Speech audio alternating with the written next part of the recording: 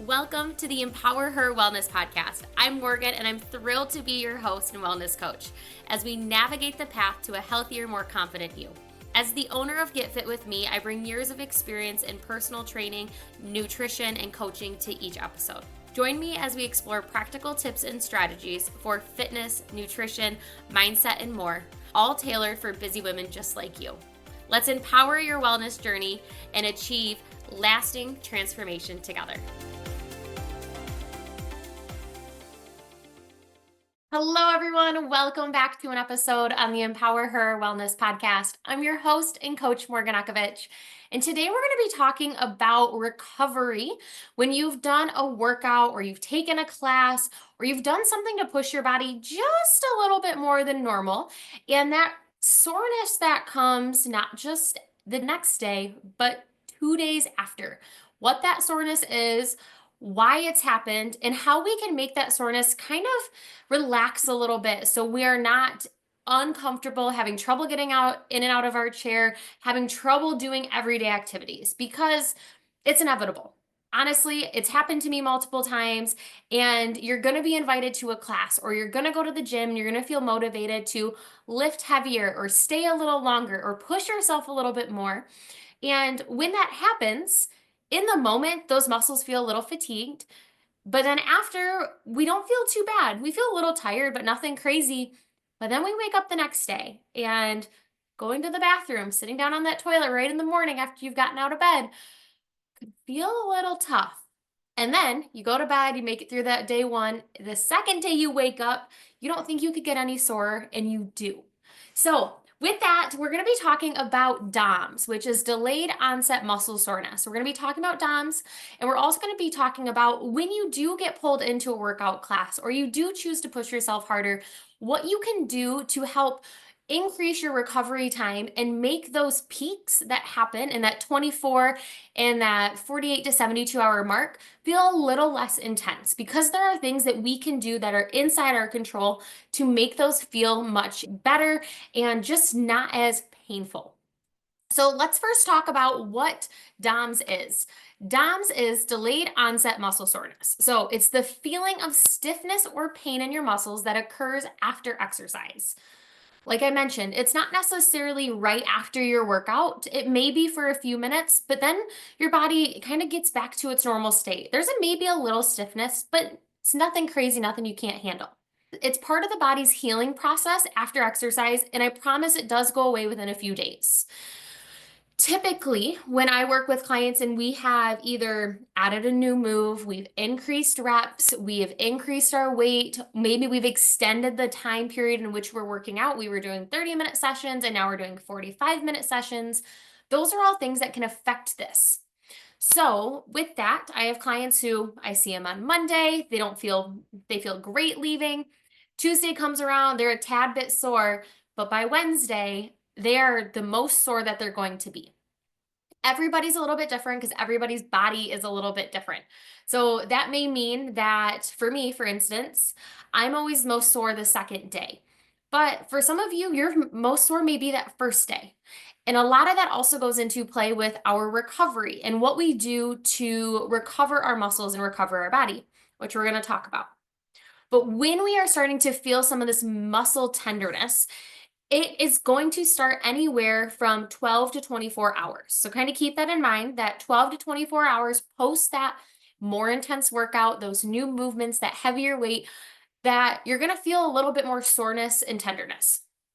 And then between 24 and 72 hours is going to be the peak of that. So we're going to be here, we're going to feel a little sore with our workout, and then we're going to have a little decline because we're kind of feeling back to normal. Then that 12 to 24 hits, and we're about here. And then we hit that 24 to 72 and we go up, and then we start to decline again. That's very common, very normal. Things that we can do, though, are making sure that we're not increasing reps and weight in a workout. So if you are getting ready to go in and you're like, I want to increase reps and weight, don't do both, pick one or the other. If you're taking on a workout class and you know that the last time you took this class, you felt terribly sore for 2 days, maybe pull it back. Don't grab as heavy a weight this time if you know the framework of class, or ask the instructor and say, hey, last time I took this class, I was super sore. What would you recommend as a way to reduce that intensity so I still get a good workout in, but I'm not feeling terrible 2 days after with soreness? Ask your instructor. Your instructor will be able to guide you in the correct way so that you are doing the things that's right for your body. So, like I mentioned, the causes of this are going to be increased weights, increased reps, increased length of time under tension. Maybe you have not run in a while and you went out and ran. My core is always sore when I haven't run in a while because my form is not good. So when I get out, I start to do a lot of like weird swinging. Couple times go by and I start to fall back into that form so those core muscles don't hurt as much anymore. The other thing that we have to think about is it's not just when we are lifting weights and doing exercises. If you are a weekend warrior and you went and played basketball with the guys, or you went and played volleyball with the girls, or you went and helped somebody move furniture, or you just rearranged the house because you were in that type of mood this weekend, you're using muscles that you don't typically use in funky, weird angles. So you could be sore just like we would after a workout class when we've increased intensity, we've increased weight, we've increased length of time. You can be sore when you do things that are not necessarily a workout class. So, keeping that in mind, we're going to talk about recovery because I don't know how many times I have been asked to a class back in my earlier days, and I was so sore for a few days after that, like, I didn't want to go back to it. And a lot of times when somebody invites us to go to the gym with them or invites us to go to a class with them, we want to go because it's fun to go with other people. But if we have a great experience in the moment, but if we are so sore for days following, it kind of diminishes that experience and it makes us not want to go back. So, if you are somebody who is inviting people to classes and you're starting to see that they're not wanting to come back, is it because their recovery is just not there and they would need a little bit of support so they can actually walk and move 1 to 2 days after the workout? If so, share this episode with them, send it to them right now and say, I want you to come to the next class. Make sure you do these things so that you feel your best, not just during the workout, but post workout as well. So as we kind of move through here, I've got 6 things and I'm going to dive into each of them. And I want you to think if there's things that you do that is really good for your recovery, feel free to jump into our Facebook group. You'll find that link in the show notes and share what you do for your recovery. We all have our little tips and tricks and creams and movements, but these are the ones that I always recommend to people. These are the ones that I do for myself. And I'll make sure to say which ones I prefer because there are some this or that type of option. So I'm going to make sure to let you know which ones I personally prefer, and we're going to go from there. So, first thing that we need to do is a lot of times after a workout, we don't think about our post exercise or workout nutrition. And when we are talking about our post workout nutrition, what we need to remember is that just because we end a workout and we're going to go home and make a meal and then eat, that does not mean we should not eat before that. Reason being is we should aim for 20 to 40 grams of protein within 30 to 45 minutes after your workout to maximize muscle repair. So if you are someone who took a 3 o'clock class and you think, oh, I'm just going to go to the grocery store, then I'm going to go home and I'm going to cook, you are way past that 30, 45 minutes. Does not mean you shouldn't eat when you get home, but it means that we're not maximizing that muscle repair like we could be. So making sure you've got yogurt, cottage cheese, hard-boiled eggs, protein powder, protein drink, things like that that are easy grab and go. A lot of places have vending machines now where you can get a protein shake. Grab a protein shake, chug that down as you go and run your errands. That is not going to act as a meal replacement. You're still going to need that meal that you were going to go and cook. But in the meantime, we need to repair that muscle. Some of the best things you can have for it are your chicken, fish, eggs, Greek yogurt, protein powder, protein drink. Not all of those make sense in your gym bag, but some of those will. I like to take those protein shakes. They are better cold. That's why having them in a vending machine, or if you can take like a shaker with ice that all you got to do is pour the shake over top when you're done, it's a really great option. And they've got a ton of different flavors out there. So number one is you want to make sure you are aiming for 20 to 40 grams of protein within 30 to 45 minutes post your workout to maximize muscle repair. Because when we are working out, we're creating this very microscopic tears in our muscle, and we need that protein to help repair that. And the longer it takes for us to get protein to it, the longer it's going to take for us to repair and the lingering soreness we may have.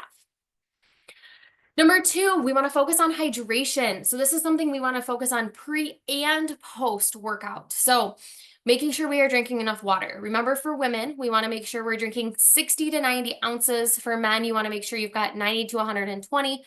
Personally, for me, about 100 ounces is where my body feels the best. If you are not at 60 ounces, track your water for a week, figure out what your average is, and then from there, slowly start to build up till you hit that 60 mark.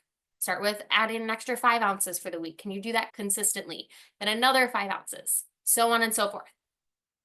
The other thing you need to remember is if you just did a class where you sweat a ton, or maybe you worked outside and you sweat a lot more than you typically do, it's important that you don't just rehydrate with water, but you also have electrolytes. That can mean a liquid IV, that can mean an element, that can mean Powerade, Gatorade. You can make your own homemade electrolyte. There's so many options on the market these days. It's totally up to you. So after we have made sure we've gotten our protein in, we're staying hydrated, the next thing we want to think about is our warm up and our cool down. So your warm up is going to be really important for making sure that our body is nice and warm and that we can move through the moves inside the workout effectively and to the best of our ability. So that's when that warm up comes in. Our cool down, that's that post stretching, which can either be static or dynamic, totally up to you.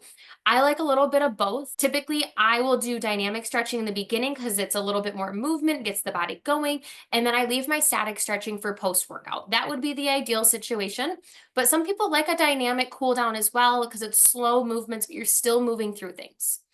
So we want to make sure that we are stretching because stretching post-workout is going to help the muscles return to their normal length. If we, after a workout, feel great, I don't need to stretch, you are going to notice a difference between when you do not stretch and your soreness for the next 24 to 72 hours and when you do stretch. Because you may have worked muscles during that workout that you were unfamiliar that you worked. And if you can get into a stretching routine and get those muscles back to their normal length, you're not going to feel as sore. So that is also a really crucial, important part. One, proper warm up. Getting stretches in the beginning so you can have a really good workout and not tear or strain anything. But also that cool down to help get those muscles back to that normal length. Number 4, and this is one where some of you, and these go in no particular order. This is the order in which I like to do them, but it also kind of depends on what did I just do? Where is my energy level at? The hydration and the protein are two things that no matter what type of workout or movement I do, those get put into play. These other ones, I kind of switch which ones I do next and which ones I do last. So 3 through 6, those ones you can kind of put in any order, but really focus on that hydration and that protein intake post-workout. So number 4 was massage gun, a massage, foam rolling, tennis ball, things like that. So when we are able to use a massage gun or foam roll our muscles, what we're doing is we are going to be releasing that tightness in those muscles. So if you have ever foam rolled, you're going to notice that it does not feel very good in the moment. It kind of feels terrible. But when you are done, the muscles feel really good. It's like a way of, if you can't go and actually get a deep tissue massage, you can give yourself a deep tissue massage through that foam roller or through that tennis ball. We can also use a massage gun, which is not going to be as aggressive, but you may just need something nice and light to where while your calves really hurt, you need a little bit of tension. You can also use your hands to self-massage. Those are all going to be really good options to release the tightness in those sore muscles. So for instance, you just did an upper body workout, you maybe just worked your lats because you added lat pull downs to your sequence and you just haven't been doing lat pull downs, those muscles are probably going to be sore. Can you get somebody to take that massage gun and run them around your lats? Or can we get the foam roller or a tennis ball in a good spot to help release some of that now before those muscles tighten up too much? You can also do it in that 24 to 72 hour mark when those muscles feel really, really tight. What we tend to do is, oh, my muscles feel tight. It hurts to move. We don't move. We sit stationary and we keep our body feeling as good as we can because it feels safe. What we should be doing is moving. keeping our body moving. I'm not saying go do a heavy workout. I'm not saying go for a run. I'm not saying push yourself 110%. I'm saying add some foam rolling, use the massage gun, add some flexibility and mobility work, which takes us into number 5, which is light cardio and just movement. If your legs hurt, the more you sit, the more they're going to hurt when you get up and down off the chair. The more you move, the more you stretch out those muscles, the more they will feel better. So that can look like taking a light yoga class, doing some yoga with Adrienne.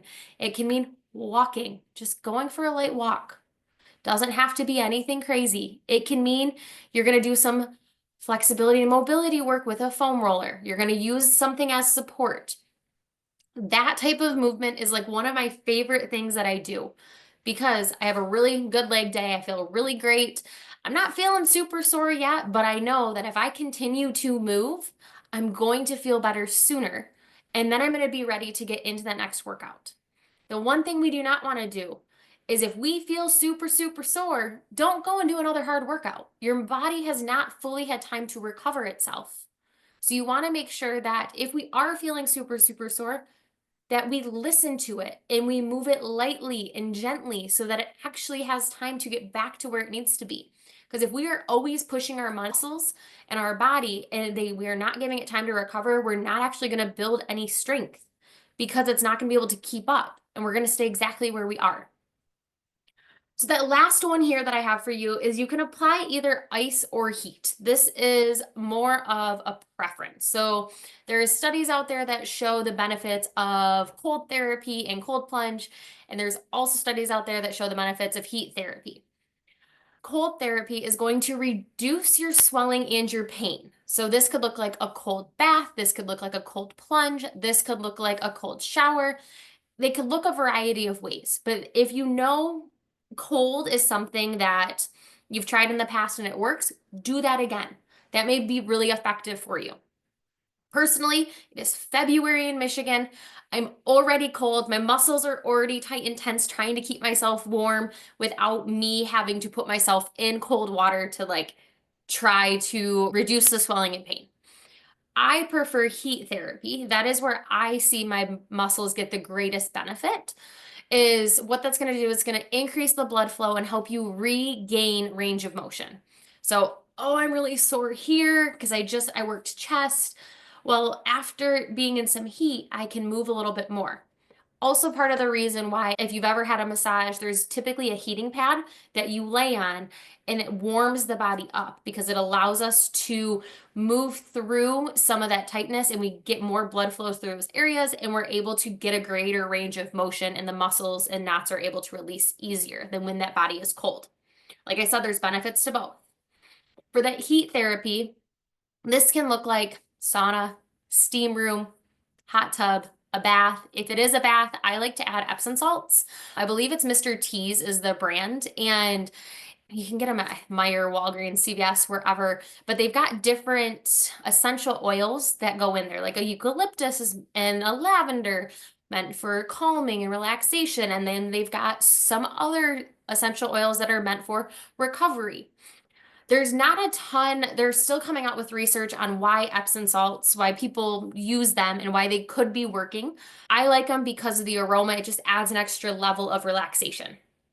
Really, though, it's that heat aspect that makes the body feel better. So go ahead and try that. Try a cold, see if it works for you. Try a heat, see if it works for you. Whichever one works better, go ahead and do. There definitely are times and places for each aspect. And you can always learn more about it if you want more details. I can send you some of the articles that I found that kind of talk more in depthly about the differences between each. But both of them do have effects on helping those muscles recover and help us feel better. So as we talked today, we talked about that soreness factor. And it's not that soreness that we walked out of the gym and like, ooh, I'm feeling a little sore, I had a good workout. No, I'm talking about the delayed onset muscle soreness that happens 12 to 24. Remember, that's like the, hey, I feel a little sore. Oh, I can feel that workout from yesterday. And that 24 to 72 hours where it's, ooh, yeah, I feel that workout. Yep, there it is. And doing everyday tasks could be kind of challenging depending on that level of soreness. So what I'm recommending is if you get pulled into a class and you know it's at a higher intensity, ask the instructor, ask the trainer, hey, I want to make sure that I'm not pushing myself too far. What would you recommend I do or do not do? If you forget to do that because you're just in the moment, listen to some of these tips and implement them after your workout. The water, the protein, keep up on that light movement, do some stretching, keep up on that sort of thing so that you feel good and you want to go back to that class. Remember, you don't have to be doing anything crazy to get this delayed onset muscle soreness. It can simply be you increased your weight, or you increased your intensity, or you increased your length of time, or you helped someone move this weekend and you just had funky ankles. It can mean and show up in a multitude of ways. But just knowing that it's normal. It's normal for people as we increase and we progress, we are going to feel some of these soreness factors. The one thing that should not be happening though is if you've hit that 72-hour mark and that soreness continues to increase, I would reach out to your doctor or a professional and just ask some questions, get a good idea of maybe you actually get an injury and it's been kind of masked by that soreness, because after that 72-hour mark, it should be going back down. And if it is not, that's when I would reach out to somebody, a professional, and ask some questions to make sure you don't have an injury, that you didn't push yourself a little too far. The last thing I want you to remember is just because you get sore after a workout, that does not mean the workout was a great workout. All that means is that you have challenged yourself by either increasing that weight, increasing that intensity, trying a new move, or extending that period of time in which you were working. So with that, if you are somebody who is constantly sore all the time, I need you to reel back that intensity level. And we need to find a better balance, because you should not be feeling that delayed onset muscle soreness after every single workout. If we are feeling it after every single workout, we've got something in our plan that's just not going right. We're either increasing too quickly or something is just not right there. So I want to make sure that if you are having that soreness all of the time, reach out to me. My email is in the show notes. Send me a message. Say, Morgan, I'm sore all the time. What am I doing wrong? I'll ask you what your routine looks like, and we'll come up with a balance, because there is a proper way to increase your weight, increase your intensity. You will have a little bit of soreness because there will be new muscles and you will be pushing your body a little bit differently, but it shouldn't be lasting long periods of time. Because if you have a solid training foundation around you, your normal muscles that we are using are going to be strong and they should not have this fatigue factor. So as we wrap up here, I want to remind you, if you have any questions about this episode or any other episodes, feel free to send me an email. My email's in the show notes, or jump into our free Facebook group that's also linked in the show notes, and call your shot, ask a question in the group. That group is there and was built for accountability, not so you can just learn and consume more, but so you can get actual help from me in a one-to-one basis or a one-to-group basis rather than just listening to me all the time.